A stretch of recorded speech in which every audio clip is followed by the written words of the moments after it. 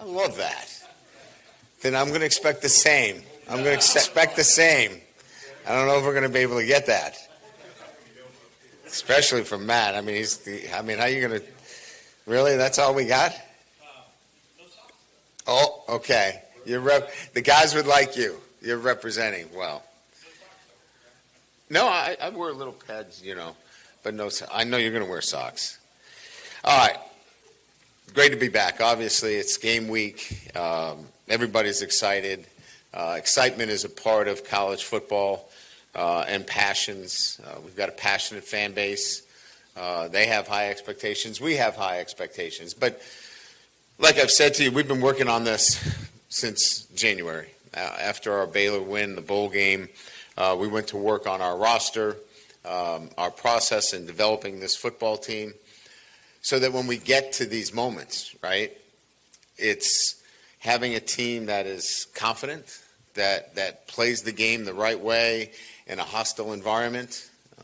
Many would say composure, maturity, and they've got to play with great competitiveness. Each and every play is going to be important for us. So, when you're putting together the DNA of a football team, it's not just about talent acquisition. It's making sure that you have the pieces necessary to compete in those moments, right? When there's a turnover, when there's sudden change, when momentum's not going your way, what's the makeup of your team? And so I like the makeup, but I want to have this conversation with you after the game, that we competed the right way, right? That our composure was amazing. And we played with great confidence. That's the post-game remarks that we want. But that's why we play the game. But my point being is that we've been at this and working at this and developing these things within our football team for the past 9 months. Now let's go play against a really good team on the road in what will be a very alive atmosphere, one that is difficult to duplicate. So you make sure you recruit the right guys. And this is a team that we were very intentional about in terms of going out and getting mature players that can stand up to those moments. So, look, I could give you a litany of things about who's ranked who and, what they say about them. It's about going out and playing. And all of this preparation needs to lead into the three things that I just mentioned in our performance. Again, we had some news that I'll update that you guys already know about. We awarded number 18 to Garrett Nussmeier. I like the fact that we've kind of centered back to the quarterback position because that's the history of 18. Started with Flint. And look, to me, I learn the history of this, every day, right? And to have Matt Mock as that guy is important to us, and being the quarterback and what he represents. It is Matt, right? Okay. I had a mock play for me at Cincinnati, so sometimes I get the first names mixed up. But to have, Matt Mock and what he represented in 2003, coming out and leading to a championship and bringing it back to a quarterback, I think sends a great message about the history and tradition of 18. 7, Harold Perkins still wears number 7. Look, anybody could make an argument for 7 to go to somewhere else. And the great part about it is we had a lot of players on the team, but Harold didn't get a full year to wear 7. And he wants to finish it out. He wanted to wear 7. He wanted to have his best season in 7. And having it cut short last year, he gets the opportunity to wear 7. We named 2 captains, Garrett and Whit, Garrett Nussmeier and Whit Weeks. They represent both sides of the ball. We also will have each and every week, 2 game day captains, because I believe we just have a lot of guys that have earned that opportunity. So I just wanted to give you a little bit of the background in terms of, where 18 started with Mock and now where it is with Nussmeier. And then 7, obviously, you can make the case for a number of guys that have their roots from the state of Louisiana as a playmaker.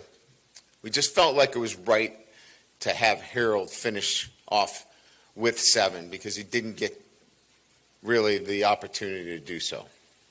So that's a little bit of within our own program itself. Clemson, obviously, a top-ranked team. Whatever poll you're looking at, it's a top 5 team. They reached the CFP. I know Coach very well. 13 seasons at 10 wins. They're the epitome of consistency at the highest level. I think everybody talks about their defensive players in particular, but offensively, Cade Klubnik is, I think, a quarterback that played his best ball at the end of the year, and is a dual threat. 3 seasons as a starting quarterback, we've made a lot of that in terms of how important it is to come back for a second year. He's coming back for his 3rd year, which I think says a lot about him. Peter Woods, obviously a guy that we're going to have to deal with inside. Parker off the edge is going to require a lot of attention, or they're going to ruin your day.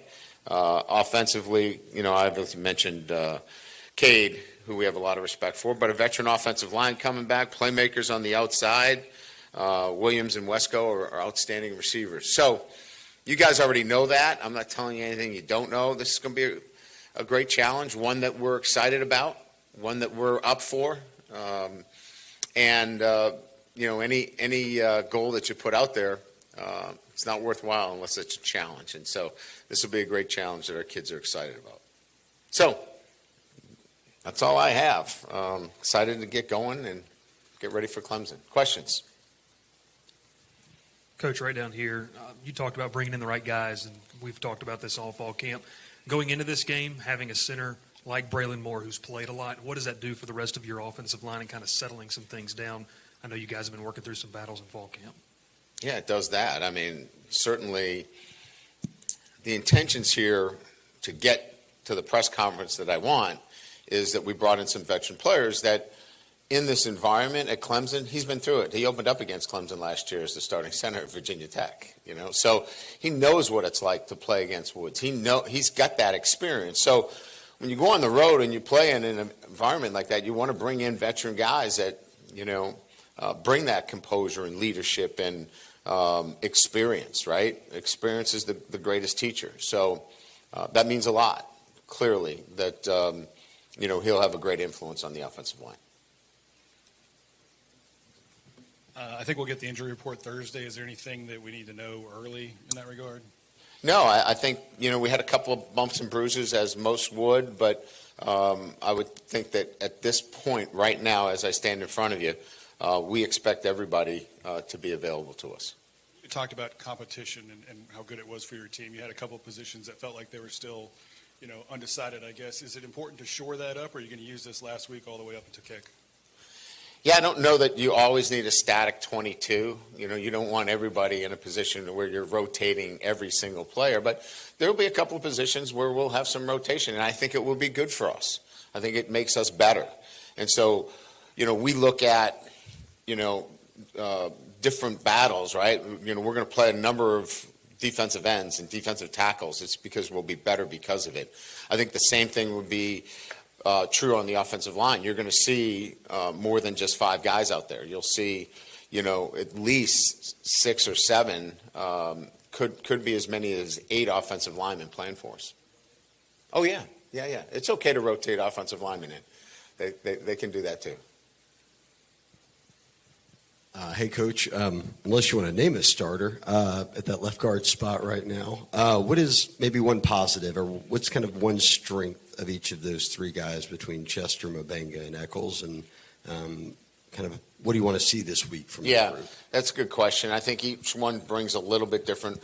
Paul actually moves very well for us, right? He can handle movements. He's been more consistent from that standpoint.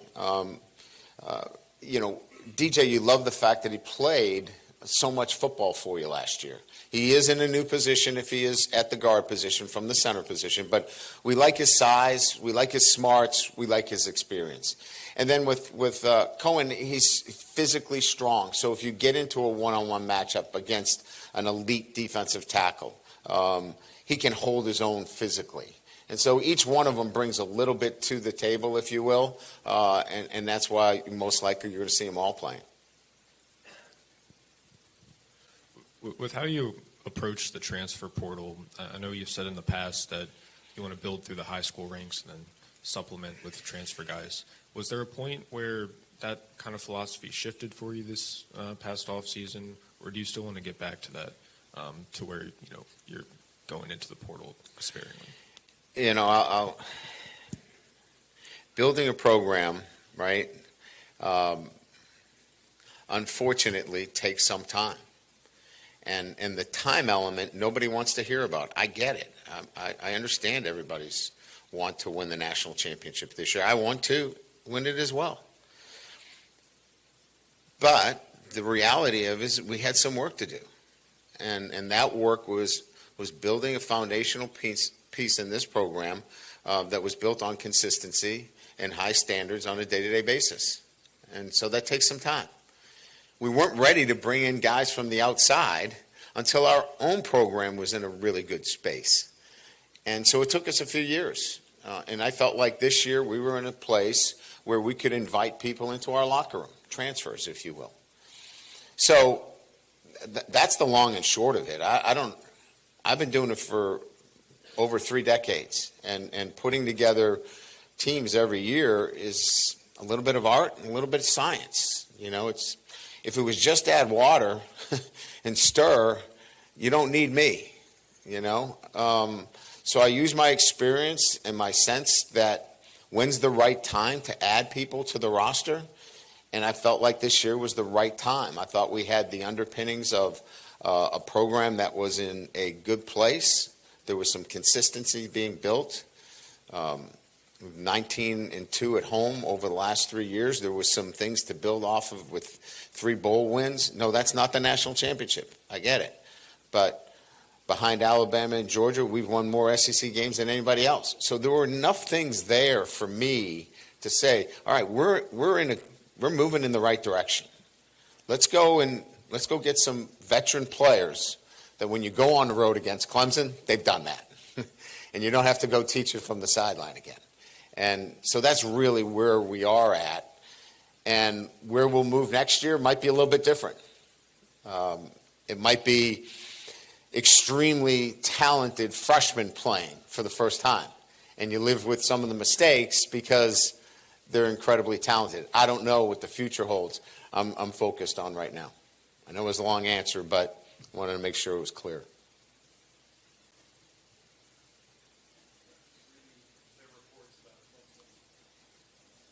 Seeing them from afar, it appears that their run game is something that they're figuring out, right? What do you see in their run game, and how much, as you mentioned, does Cade factor into that? Do you need to be prepared? Well, he's I would say central to their run game. And look, I mean, you can go back to last year's Texas A&M game. We didn't handle ourselves very well, or the Alabama game, whoever you want to point out. South Carolina, I could keep going. I'd like to stop right there.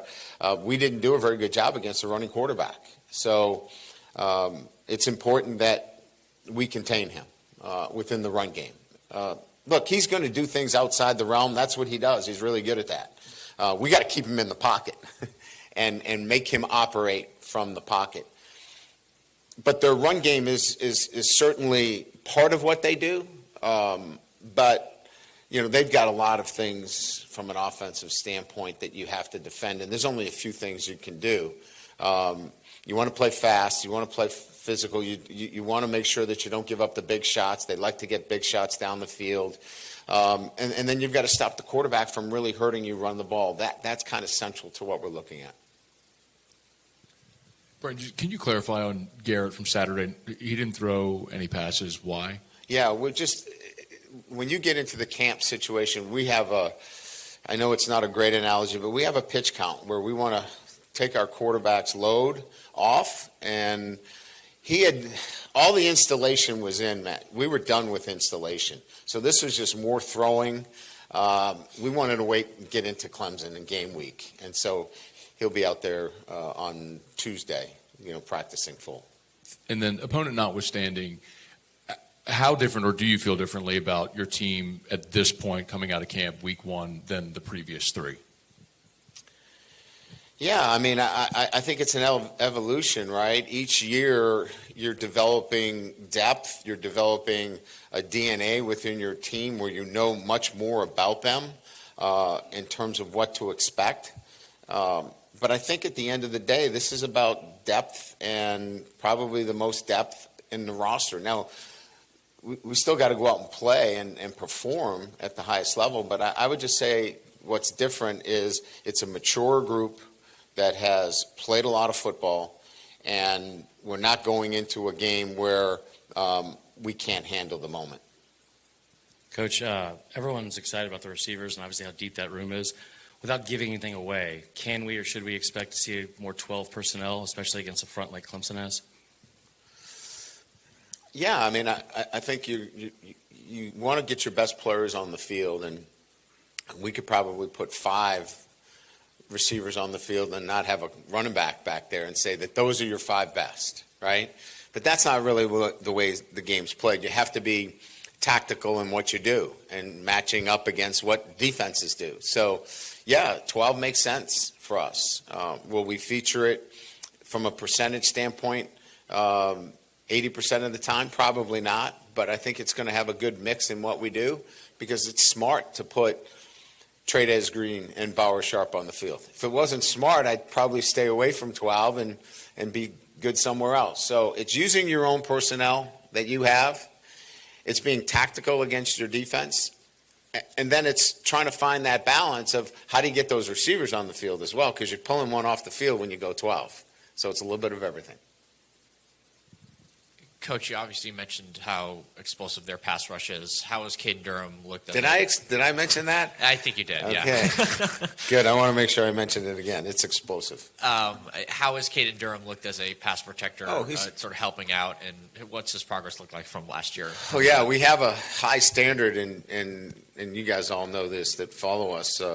Josh Williams was, as good as there is, right? And so that actually left a really good standard for watching film and showing our backs. This is how you have to help in these kinds of situations when you're called on.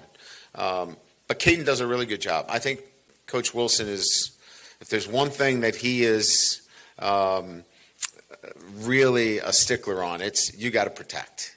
And if you want to get on the field, you can't be a liability there. And I think all those kids have done a nice job.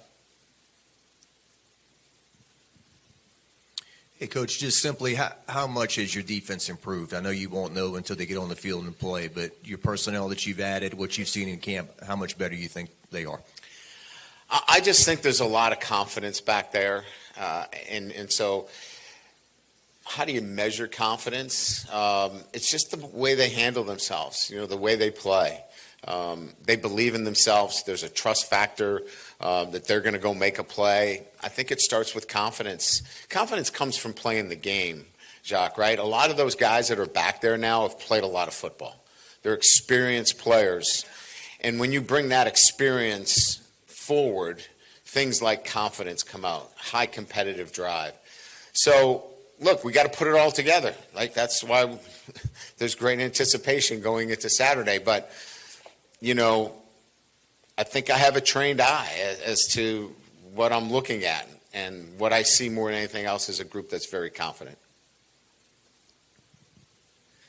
Brian, I really don't think we've had a chance to ask you about Gabe Relaford this preseason practice. What have you seen from him? I know when we visited with him in the spring, he talked about accepting the challenge once you guys brought in the 3 defensive ends. And what did you notice from him? How has he just sort of accepted that challenge? I think that we're very pleased with the way he's accepted the challenge, right? He hasn't backed down from it. I think he's seen it as an opportunity for him to show that he's the best at that, instead of well, woe's me, they brought in competition. I just think he's handled it with the right mindset. And because of that, he's improved. I mean, he's physical. I mean, he brings a physical presence at that position. And so now you add, Patrick and, you add, a number of those guys, Pyburn, Jamari, Butler. I mean, it's a deep group of defensive ends. And Gabe has stood out because he's accepted the challenge more so than anything else. Coach, as you know, we are on a 5-game losing streak for season openers. I don't think in those terms. I think about this year. Okay. So what's going on this year is what I think about. So you've been saying that you're very confident in this team. You've been working on consistency and everything. What are you expecting from the offense and the defense from this Saturday and to make it to the national To play their very best. Those are my expectations. We put in a lot of time. As I said, we've been working on this since January. If we could just write in the score and know exactly what's going to happen, this would be pretty easy. But we've been with this group for 9 months, and I really like our team. I like the way that they have worked. Whatever we've asked them to do, they've done it. We're going to go out and compete, and we'll figure out what happens after that. But I'm proud of the guys and the way that they have looked at this challenge in front of them in winning and having a successful weekend. But other than that, we just kind of stay focused on our day-to-day process. Hey, Coach River, here to your left. The last several weeks, it really looks like over fall camp, you put a lot of stress on red zone, blue zone work, particularly on offense. Just what kind of strides have you seen maybe in the offense this year or this offseason that leads you to believe there's going to be some confidence that you guys are going to be able to score inside the 20, inside the 10 pretty consistently? Well, you mentioned it as though we were not very good on offense last year. I thought we were pretty good. We needed to be better, right? We needed to be better, especially in those zones. So, when you have a veteran quarterback, and Garrett, a guy that can come back, you can be a lot more situational in your work. When you have a younger quarterback there or hasn't, had the experience, you want to make sure that you cover everything. So, as I mentioned earlier, in terms of, why we kind of were able to pull him out of some practices and keep him fresh is because he's seen a lot of that stuff. We actually wanted to do a lot of that work for our younger players too, and get both Michael and Colin a lot of work in that situational offense, which is crucial to winning games because that's where the points are scored. Big difference. We go back to the USC game, we kicked field goals instead of touchdowns. And that was obviously the difference in that game. So I'm not saying that we did more of that because of the USC game. I'm saying that we did that because of the younger quarterbacks, that we wanted that situational work for them. And obviously, it's very important in your overall scheme of things. Hey, Coach, you had mentioned that on your radio show that the roster cost about $18 million. I was wondering if you can approximate about just what the portal class, those 18, cost. If you could. I'd have to look at my notes for that. I was commenting strictly on what the revenue share piece was going to be. I saw the revenue share piece because that's already been given to us. And then there was other money spent, obviously, through NIL and third party. But in terms of giving you the exact numbers, I'd have to sit down and pull it off a sheet in front of me, and I just don't have that in front of me. You've had to supplement that DB room through the portal and high school recruiting, all that in recent years. I remember a couple of years ago that Denver-induced class, you were asked what you thought they would be like, and you said, I just want to see them in games. I don't want to comment on it. I imagine you still want to see them, but you talk about a trained eye. What's your thought seeing guys like Halsey and Cooley and Mansour who have played a lot of football?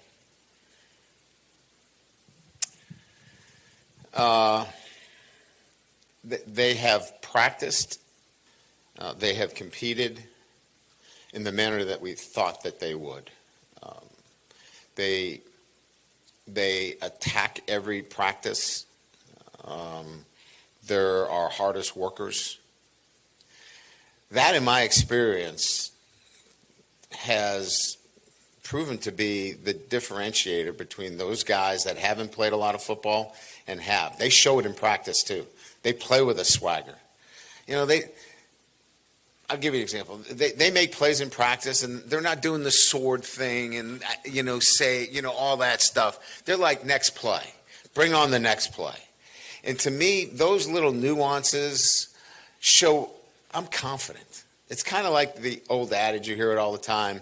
You get in the end zone, give the ball to the official that you expect to be there again instead of 18 different dances. Now, I'm not against any of that stuff. I don't want to sound like the old guy here that doesn't like excitement.